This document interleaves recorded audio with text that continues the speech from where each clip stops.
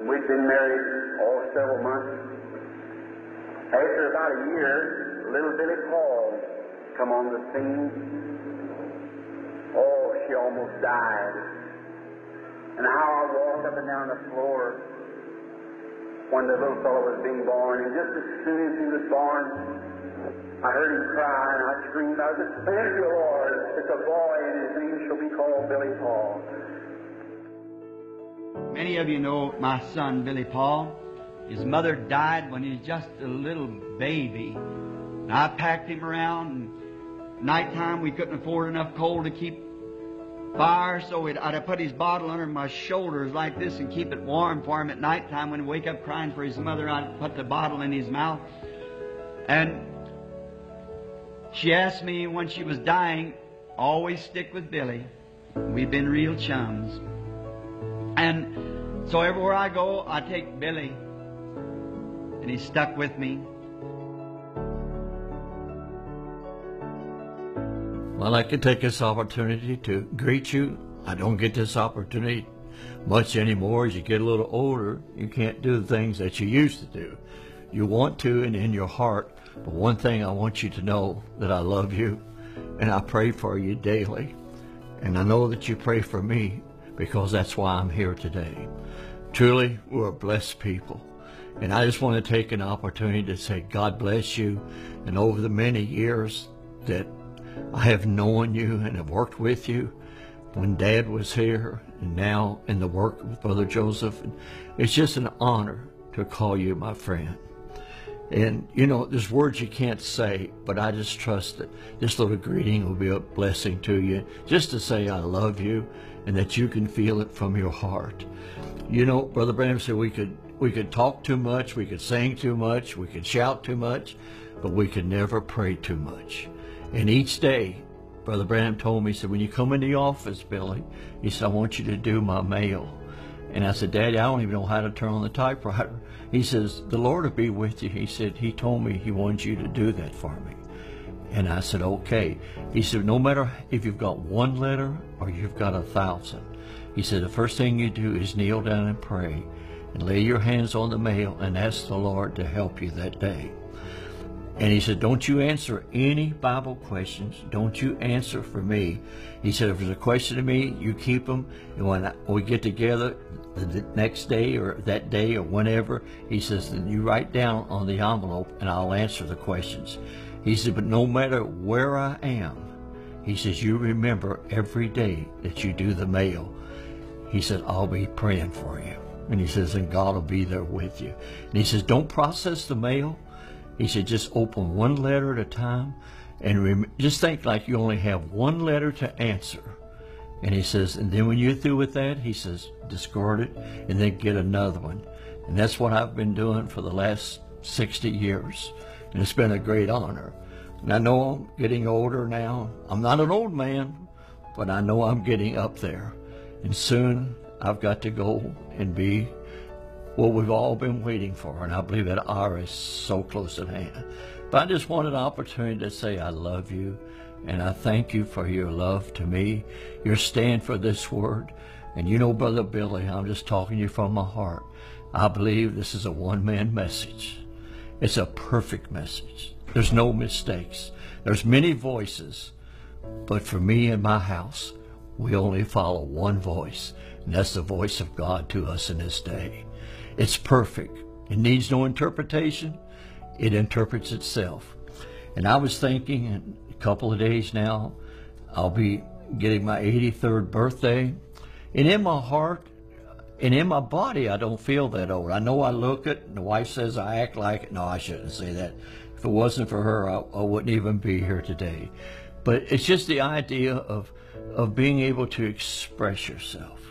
This message is everything to me. It's perfect, and may God encourage your heart to stay with it.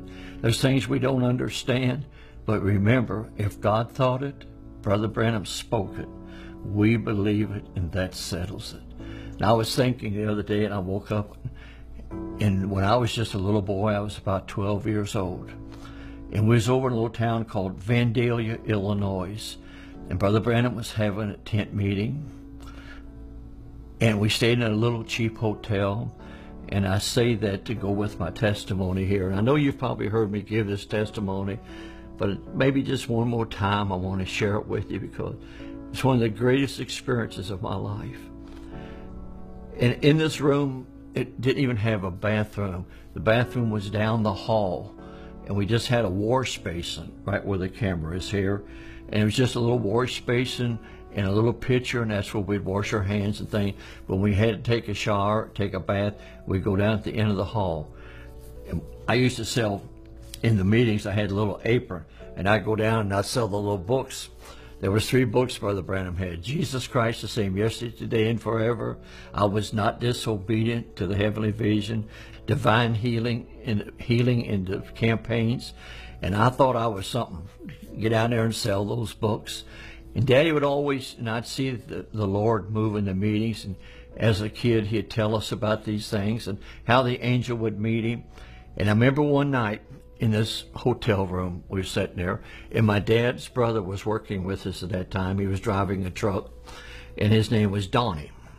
And he was the youngest of the brothers. And he and I and Dad were sleeping in the same room. And I don't remember, I know Dad says on tape that he took a pillow and threw it over and woke me up. All I remember, I woke up was a pillow across my face. And he had this pillow across my face, and he says, "Paul?" I said, "Yes, sir."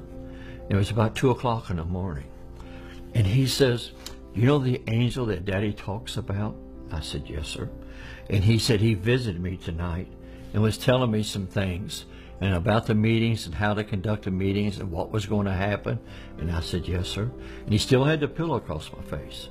And he says, and I asked him, "Could I wake you up? And could I wake up my brother Donnie?" And he said, the angel said, "You can wake up Billy."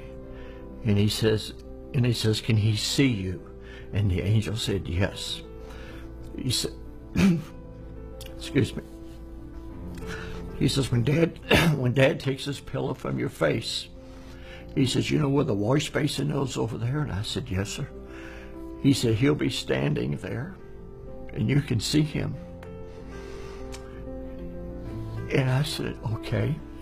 You remember, I was just 12 years old. And he took the pillow from my face, and I thought it would be an angel with wings flying around. But it wasn't like that. There stood a man in that room dressed in pure white. And he had his arms folded like this, hair down to his shoulders. He just stood there. One thing it was so outstanding to me, he never spoke a word. But he'd look around the room, but his eyes was totally focused on my dad. Every move was watching my dad. And I can see him yet now, them eyes just going around the room. He'd look at me, and he'd look over at my uncle, and he'd look back around like that. He'd move his head a little bit, but his eyes never left Daddy's eyes. And I grabbed Daddy, because I didn't know. It was a man standing in the room over by the window. And I'll never forget, Daddy told me, he said, "Don't be scared, son." He said, "He's sent from the presence of Almighty God." And he says, "He won't harm you." He says, "He'll be a blessing." Now watching, he just held real close, and Daddy held me. And he went from that being of a man, just as Brother Branham describes him, into, I'm not going to say a pillar of fire. It was like a mist, a light, a vapor. He just kind of vanished. And he went out the window, right out the room like that. And when he left, a rainbow come right in the same window and hung in that room for hours. At midnight, 2 o'clock in the morning, dark room, but he stood there, and that rainbow stayed in the room. I felt a presence. And I asked my dad later, I said, "Why did that happen?" And he said, "Because I wanted you to see him." He said, "God called you to work with me, Billy, and I wanted you to see him and to know what Daddy was telling you was the truth." Not that I doubt it, but it was just such an experience, such a wonderful experience. You know, all through my life, I traveled, and my job was to get Daddy in and out of the meetings. And, you know, sometimes I let him stay too long, and sometimes I'd take him too quick. And, you know, young boy, but I kept doing what he said. And I'd give out the prayer cards, and I'd bring the people up to him. And sometimes I'd let him stay too long, and he'd say, Billy, you let me stay too long tonight. He says, tomorrow night you don't give out prayer cards because Dad's too tired. Well, I'd go home and I'd cry. I'd be so upset because I messed up the next night's meeting. And sometimes I'd take him too quick. He'd say, you could let me stay a little longer. No, it was just a hard time. But what a wonderful time. I've seen the people, just any disease. I was thinking the other night, you know, you watch the news, they call this disease that, and they change the name, but it's all the devil. It's all the devil. But when the angel met him, he said, if you get the people to believe you, nothing will stand before your prayer, not even cancer. And I'm a witness to you today that he's the same yesterday, today, and forever. And not one time from that time in that room when I saw that angel that I could always tell you, not Brother Billy, but that presence, I could tell when he was near. Even before Daddy would say, you know what, I'm waiting for something. I might be down in the audience working the prayer line, ushering, whatever I might be doing, but I could tell exactly when that angel comes to the platform. Before Dad sometimes even said, he said, he's here. Well, I knew he was. So it didn't make a difference what diseases was. I knew when they left it was going to be well. But he said, if you get the people to believe you. And I was telling someone the other day, I said, I've seen him bring them in well. And they sit there and make fun. And they pack them out dead.